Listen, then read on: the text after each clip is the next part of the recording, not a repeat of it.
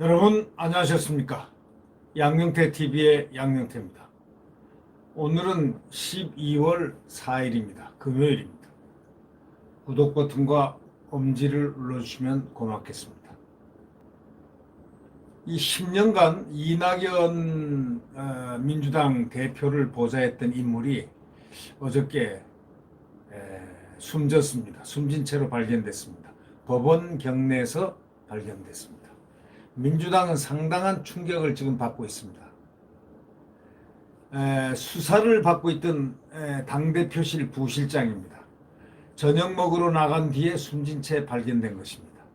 옵티머스 자산운용 관계사로부터 복합기 대여료를 지원받았다는 의혹에 연루돼 가지고 검찰 수사를 받아온 민주당 대표실 부실장 이모 씨가 3일 숨진 채 발견되면서 옵티머스 정관계 러비 의혹이 새로운 국면을 맞이하게 됐습니다. 물론 이성윤 서울중앙지검에서 수사를 받던 중 이렇게 숨진 상태로 법원 경내에서 발견이 된 것입니다. 민주당 이낙연 대표 최측근으로 꼽혀온 소위 이 씨는 최근에 서울시 선관위로부터 정치자금법 위반 혐의로 고발된 바가 있습니다. 선관위에서 고발을 했습니다. 이 대표의 4월 총선 서울 종로 선거사무소 복합기 대여료 그걸 갖다가 옵티머스 측으로부터 지원받았다는 그런 혐의를 받고 있습니다. 지난 2일 날 서울중앙지검 경제범죄형사부에서 조사를 받다가 저녁 식사를 한 뒤 조사를 재개하기로 하고 검찰청을 나선 뒤 연락이 끊겼고 하루 만에 인근 서울중앙지법 경내에서 숨진 채 발견됐습니다. 지난 2일 날 서울중앙지검 경제범죄형사부에서 조사를 받다가 저녁 식사를 하고 난 뒤 조사를 재개하기로 하고 검찰청을 나서다가 연락이 끊겼고 하루 만인 인근 서울중앙지법 경내에서 숨진 채 발견됐다. 참으로 그 딱한 죽음입니다. 차기 대선주자 지지율 1위를 기록해온 집권당 대표의 측근 인사가 최측근입니다. 측근 중에서도 최측근 인사입니다. 당대표의 선거사무소 운영과 관련해서 수사를 받아오다가 목숨을 끊으면서 정치적 파장도 만만치 않을 것으로 지금 보이고 있습니다. 이 씨는 옵티머스 자금 세탁소 역할을 한 그 트러스트를 통해 가지고 올 2월부터 5월 이 대표 사무소에 복합기를 설치하고 대여료 76만 원을 대납받은 혐의로 지난달 말 서울시 선관위로부터 검찰에 고발됐습니다. 이 사실 하나만으로 이렇게 숨진 채 발견될 수 있을까요? 극단적 선택을 했다는 그러한 얘기가 있는데 이 옵티머스로부터 76만 원을 대납받은 혐의로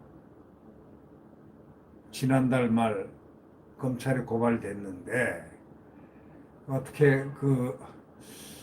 어떻게 상당히 좀 미스테리우스한 부분들이 많습니다. 지난 10월 관련 언론 보도 이후에 해당 사건에 대한 조사를 시작해서 이 씨 등 2명에 대해서 정치자금법 위반 혐의로 수사를 받아왔던 것으로 알고 있습니다. 이 대표가 전남지사를 할 때부터 특보 역할을 한 것으로 알려진 이 씨. 이 대표가 지난 8월 민주당 대표 취임한 후에 당대표실 부실장을 맡아왔습니다. 이건 보통 측근이 아니죠. 이 때문에 이 씨 고발 이후에 정치권에서는 검찰의 옵티머스 정관계 로비 의혹 수사가 이 대표를 겨냥하는 쪽으로 번진 것 아니냐는 그런 관측도 제기된 바가 있었습니다. 이 대표 측은 그동안 이 대표는 문제의 복합기는 이 씨가 지인을 통해 빌려온 것으로 그 지인이 트러스트홀과 연관이 있다는 것을 언론 보도를 통해서 알았다고 합니다. 이 지인이 트러스트홀과 연관이 있다는 것으로 언론 보도를 통해서 알았다. 이렇게 관련성을 완전 부인하고 있습니다. 선관위도 이 대표가 복합기 대여 과정 등에 관여한 정황을 확인하지는 못했다고 합니다. 민주당 측에서는 이 씨가 지난 총선 당시 공식 직책 없이 자원봉사자로 이 대표를 도왔다고 민주당 측에서는 그렇게 얘기를 하고 있습니다. 그러나 이 씨가 검찰 조사 시작 이후에 숨지면서 이 대표 측도 정치적 부담을 느낄 수밖에 없게 됐죠. 옵티머스가 과연 이 씨 한 사람만 보고 이 대표 선거사무소 운영을 지원했겠느냐라는 의구심이 제기될 수밖에 없기 때문입니다. 특히 이 씨는 이 대표가 국회의원 또 전남지사 등을 지낸 동안에 10년간이나 넘게 가까이에서 보좌해온 인물입니다. 가장 믿을 수 있는 사람이죠. 이 씨는 2014년 전남지사 선거 민주당 경선 때 후보로 나선 이 대표 측의 당비 대납에 연루된 혐의로 실형을 선고받고 복역까지 한 사람입니다. 그러나 출소 후에 이 대표 특보 직함을 갖고 이 대표 도와가지고 지역 정가에서는 논란이 많이 일었습니다.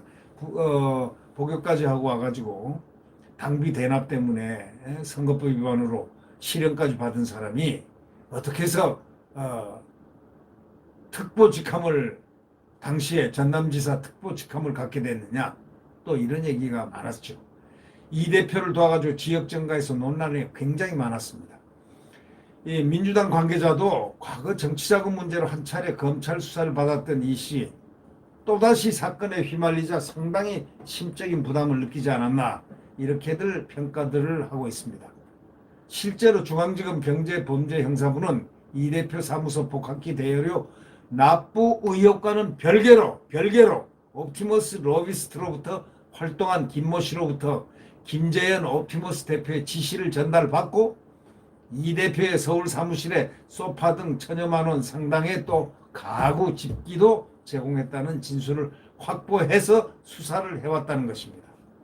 검찰은 이것 외에도 이 대표가 종로구에 사무소를 차리기 전에 사용했던 서울 여의도 사무소 보증금도 옵티머스 측에서 부담했다는 관련자 진술 등을 확보하고 수사해왔던 것으로 알고 있습니다. 이낙연 대표가 자유스럽지는 못할 것 아니냐는 관측과 이낙연 대표는 관계없을 것이라는 관측이 충돌하고 있습니다. 자, 여러분들은 어떻게 생각하실까요? 수사를 해봐야 알겠죠. 왜 이 즈음에서 이런 상태에서 극단적인 선택을 했을까요? 네.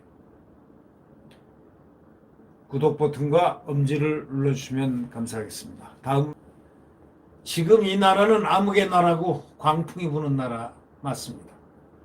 한동훈 검사장이 얘기했던 그 광풍이 부는 나라 맞습니다. 태양은 내일 분명히 다시 떠오릅니다. 대한민국, 자유민주주의가 숨쉬고 또 무엇보다도 태극기 펄럭이며 자유시장 경제가 펄럭이면서 함께 대한민국 고도 성장을 이어왔던 그 성장의 옆 언저리를 다시 한번 딛고 또 성장을 하는 그런 훌륭한 대한민국이 곧 태양이 떠오르듯 오리라고 확신하고 있습니다. 내일 태양은 다시 떠오릅니다. 안녕히 계십시오.